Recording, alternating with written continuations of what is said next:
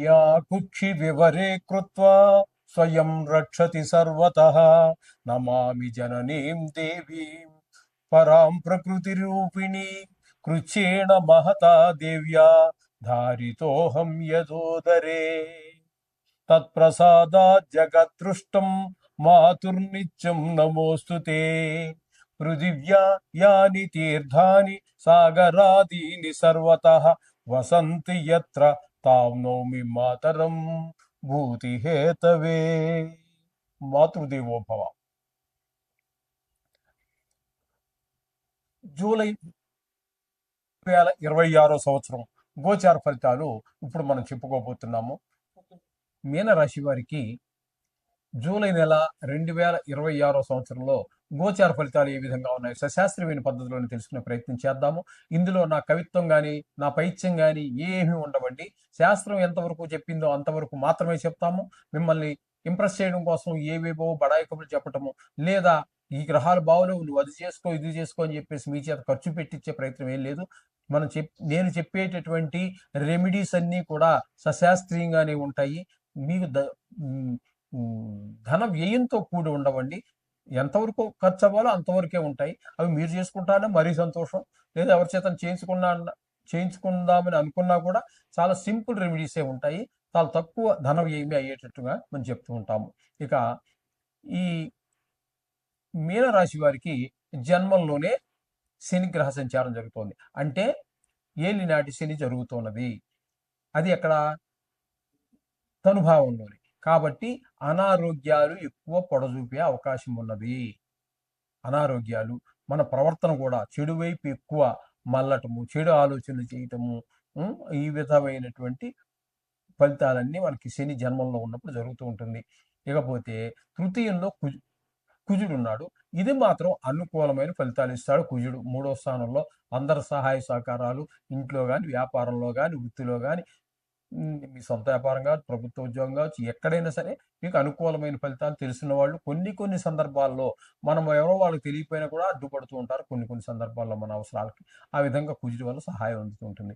ఇక రవి యొక్క సంచారం కనుక మనం తీసుకున్నట్టయితే 4వ స్థానంలో 16వ తారీఖు వరకు, 5వ స్థానంలో మిగతా నెల అంతా, 4వ స్థానంలో ఉన్నప్పుడు విద్య, గృహము, భూమి, వాహనాలు, స్వభావం ఇట్లాంటి విషయాల్లో ఆయన ప్రతికూల ఫలితాలు చూపిస్తే, 5వ స్థానంలోకి వచ్చాక సంతానం మీద దుష్ప్రభావాలు చూపిస్తూ ఉంటారు. ఆటల మీద శ్రద్ధ పెరగటం, గాయాలు తగిలించుకోవటం, చదువు మీద శ్రద్ధ ఎక్కడం, ఇలాంటివన్నీ చేస్తూ ఉంటాడు 5వ స్థానంలోకి వచ్చాక. ఇక బుధుని తీసుకున్నట్టయితే 4వ స్థానంలో 11 రోజులు ఉంటారు. అది 2 విడతలుగా ఉంటారు. అక్కడ 4వ స్థానంలో ఉన్నప్పుడు ఆయన కొంచెం పర్వాలేదు. అంటే గృహ విషయంలో కానివ్వండి, వాహనాల విషయంలో, స్వభావ విషయంలో, విద్య విషయంలో, మా తల్లిగారి విషయంలో కొంత అనుకూలంగా ఉన్నప్పటికీ 5వ స్థానంలోకి వచ్చాక మాత్రం ఆయన కూడా సంతానం మీద దుష్ప్రభావాన్ని చూపిస్తూ ఉన్నారు. ఇక శుక్రుని యొక్క సంచారం తీసుకున్నట్టయితే ఆయన 5వ స్థానంలో 4వ తారీఖు వరకు ఉంటారు. తదుపరి 6వ స్థానంలో ప్రవేశించి నెలాఖరు వరకు ఉంటారు.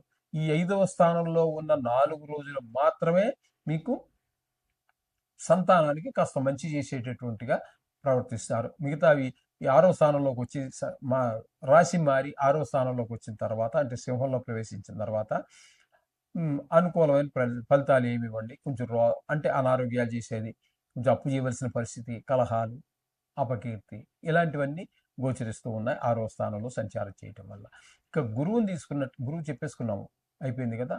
ఇంకా కేతువు 6వ స్థానంలో ఉన్నారు. ఈ కేతు 6వ స్థానంలో ఉండటం అనేది మంచి పరిణామము. దీనివల్ల ఆరోగ్యం బాగుంటుంది, డబ్బులకి ఇబ్బంది రాకుండా ఆయన చేస్తూ ఉంటారు. ఒకే రాశిలో ఉన్నటువంటి భిన్నమైనటువంటి గ్రహాలు ఒక్కొక్క సందర్భంలో ఒక్కొక్క రకాన్ని ఫలితాన్ని ఇస్తూ ఉంటాయి. ఒక్కోసారి అన్నీ ఒకే రకమైన ఫలితాలు ఇవ్వచ్చు, భిన్నమైన ఫలితాలు ఇవ్వచ్చు. దీని గురించి మీరు కంగారు పడక్కర్లేదండి. ఈ గోచారం అనేది ఎప్పుడు కూడా స్థానాన్ని బట్టి మాత్రమే ఫలితం వస్తూ ఉంటుంది. కాబట్టి ఆ స్థానం, ఆ రాశికి ఎన్నో స్థానం అవుతుందో దాన్ని బట్టే ఈ ఫలితాలు చెప్పబడుతూ ఉంటాయి. ఇంకా మనం గట్టిగా లోపలికి డీప్గా చెప్పుకోవాలంటే మూర్తిమంతం అని ఉంటుందండి. ఆ మూర్తిమంత సువర్ణమూర్త, రజితమూర్త, లోహమూర్త అనేటటువంటి వాటి మీద ఆధారపడి ఉంటుంది. అవన్నీ చూసుకుంటే ఇంకా డీటెయిల్గా మనం చెప్పుకోవడానికి అవకాశం ఉంటుంది. కానీ ఇక్కడ మనకి అంత సమయాభావం కాబట్టి అవన్నీ చెప్పుకోలేము. మీరు పర్సనల్గా కలిసి ఎవరైనా అంటే ఈ మిగతా చిన్న చిన్న గ్రహాల గురించి అవసరం లేదు, కానీ లాంగ్ స్టాండింగ్ అంటే ఎక్కువ కాలం ఒకే రాశిలో సంచరించేటటువంటి రాహు, కేతువు, శని, ఈ గురువు, ఈ గ్రహాల గురించి తెలుసుకోవాలంటే పర్సనల్గా కలవచ్చు, లేదా అపాయింట్మెంట్ తీసుకుని దీని ద్వారా మనం మాట్లాడుకోవచ్చు. మీ రాశి అవి చెప్తే చక్రం వేసి మనం చెప్పడం జరుగుతుంది. దాని గురించి పూర్తి డీటెయిల్ ఇవ్వచ్చు మనం చాలా సందర్భం. కాబట్టి మీరు కొన్ని గ్రహాలు ప్రతికూలత ఎక్కువగా ఉన్నా తక్కువగా ఉన్నా కూడా మీరు అనుకూలతలు ప్రతికూలతలు ఎలా ఉన్నప్పటికీ కూడా మీరు నవగ్రహాలు చేసుకోవడం ద్వారా వాటి యొక్క దుష్ప్రభావాలు పోతాయి. మంచి సత్ఫలిత మంచి మంచి ఫలితాలన్నీ కూడా మరింత ద్విగుణీకృతం అయ్యేటువంటి అవకాశం శుభమూయ. గురువు యొక్క సంచారము శుభ ఫలితములను ఇవ్వజాలదు. తల్లి గారి యొక్క ఆరోగ్య విషయం కానివ్వండి, ఆవిడ ఆశీర్వచనాలు మనకి లభించకపోవటం కానివ్వండి, అలాగే విద్యలో కొంత వెనకబాటుతనం కానివ్వండి, అలాగే భూమి అమ్మాలనుకున్న అమ్మలేకపోవడం, కొనాలనుకున్న కొనలేకపోవటం, గృహం అమ్మాలనుకున్న అమ్మలేకపోవటం, లేదా రిపేర్ చేయించాలన్నా చేయించలేకపోవటం, ఇట్లాంటివన్నీ వస్తూ ఉంటాయి. వాహనాల విషయంలో కూడా కొన్ని ఇబ్బందులు ఏర్పడుతూ ఉంటాయి. మన స్వభావంలో కూడా ఏర్పడుతూ ఉంటాయి. ముఖ్యంగా చెప్పుకోవాల్సింది ఏంటంటే ఈ గురువు 4వ స్థానంలో ఉండటం వల్ల, ఈ 4వ స్థానంలో బుధుడు కూడా చాలా కాలం ఉన్నారు, శుక్రుడు ఒక 4 రోజులు ఉన్నారు, రవి ఒక ఫోర్త్ నైట్ అంటే ఒక 15 రోజుల పాటు సుమారుగా ఉంటున్నారు. అందుచేత ఈ 4వ స్థానంలో ఉన్నటువంటి ఇక్కడ మనకి వచ్చే ఫలితం ఏ విధంగా ఉంటుందంటే, ముఖ్యంగా రియల్ ఎస్టేట్ వ్యాపారస్తులకి అనుకూలమైన కాలము కాదు. ఇది మిత్రం గమనించుకోండి. ఇక దశమ స్థానంలో, ఏకాదశి స్థానంలో రాహుగ్రహ సంచారం జరుగుతోందండి. దీన్ని ఏకాదశి స్థానం అంటే లాభస్థానం అంటారు. మీరు ఏ పని మొదలెట్టినప్పటికీ కూడా అందులో మీరు ప్రావీణ్యం సంపాదించగలుగుతారు. మీకు ధనం, మీరు ఎక్కువ కష్టపడకపోయినప్పటికీ కూడా మీకు ధనం బాగా, అంటే తక్కువ కష్టంతో ఎక్కువ లాభాన్ని పొందగలుగుతారు. అంటే శ్రమకి మించినటువంటి లాభాలన్నీ వస్తూ ఉంటాయి మీరు ఏ పని మొదలుపెట్టినా సరే. అంచేత ఇక్కడ రాహు మీకు అత్యంత అనుకూలంగా ఉన్నాడు. ఇక వ్యయస్థానంలో శని యొక్క సంచారం జరుగుతోంది. శని యొక్క సంచారం ఏ స్థానంలో అంటే ఏలినాటి శని, 7.5 అంటారు. అంచేత ఈ ఏలినాటి శని అనేది వ్యయ స్థానంలో ఉంది కాబట్టి మీరు ఎంత పిసినారితనంగా ఉన్న ధనం ఖర్చు అయిపోతూనే ఉంటుంది నీళ్ళలాగా. మీరు ఖర్చు పెట్టకూడదని గట్టి నిర్ణయం తీసుకున్నా సరే తప్పనిసరి పరిస్థితులు వచ్చేస్తూ ఉంటాయి. ఆ విధంగా మీరు ఖర్చు అయిపోతూ ఉంటుంది. అయితే ఇక్కడ ధన వ్యయము, ధన నష్టము. ధన వ్యయం అంటే ఖర్చు పెట్టుకున్నారు, ఏదో సంతోషం, ఒక మంచి పనికో చెడ్డ పనికో ఖర్చు పెట్టుకున్నారు. ధన నష్టం అంటే మనం ఎక్కడో ట్రైన్ ఎక్కినప్పుడు, బస్సు ఎక్కినప్పుడు ఎవడో పర్స్ కొట్టేశాడు, లేకపోతే 4 మాయ మాట చెప్పి బురుడి కొట్టించి 2-3 లక్షలు కాజేశాడు. ఇట్లాంటివన్నీ దీన్ని ధన నష్టం అంటాం, దీన్ని వ్యయం అంటాం. అంచేత ధన నష్టము జరిగే అవకాశం ఉన్నది, ధన వ్యయము జరిగేటట్టు అవకాశం ఉన్నది. అలాగే శత్రు భయము, మనోవిచారాలు, ఇట్లాంటివన్నీ కూడా కొంతమందికి కళతర నష్టం కూడా జరిగే అవకాశం మనకి గోచరిస్తుంది. శని యొక్క ప్రభావం చాలా తీవ్రంగానే ఉంటుంది చెప్పుకోవాలి ఈనాటి శనిలో. ఓకే, ఈ విధమైన పరిస్థితి అంతా మొత్తంగా మనకి ఈ మేషరాశి వారికి గోచరిస్తోంది. ప్రతి రాశికి కూడా కొన్ని గ్రహాల అనుకూలత, కొన్ని గ్రహాల ప్రతికూలత ఉండనే ఉంటాయి.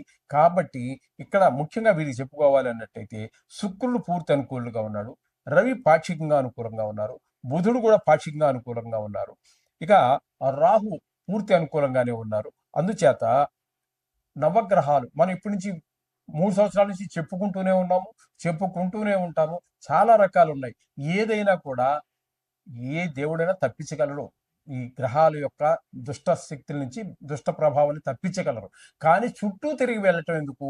ఈ నవగ్రహాలు అనేది కేవలము పూర్తిగా ఈ దోషాలను తొలగించడానికి, మంచి చోట్ల, మంచి స్థలంలో గనక ఉన్నట్టయితే, మంచి ప్రదేశంలో గనక ఉన్నట్టయితే ఈ రాశి చక్రంలో మనకి మంచి ఫలితాలు ఇవ్వడానికి, చెడు స్థానంలో ఉంటే చెడు ఫలితాలు ఇవ్వడానికే ఏర్పాటు చేయబడినాయి.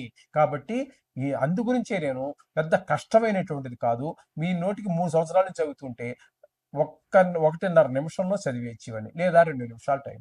ఈ టైంలో ఈ నవగ్రహాల యొక్క ఇది చేసుకోండి, చక్కగా మీకు ఆ దోషాలన్నీ పోతాయి, సర్వశుభాలు కలుగుతాయి. శుభం భూయాత్.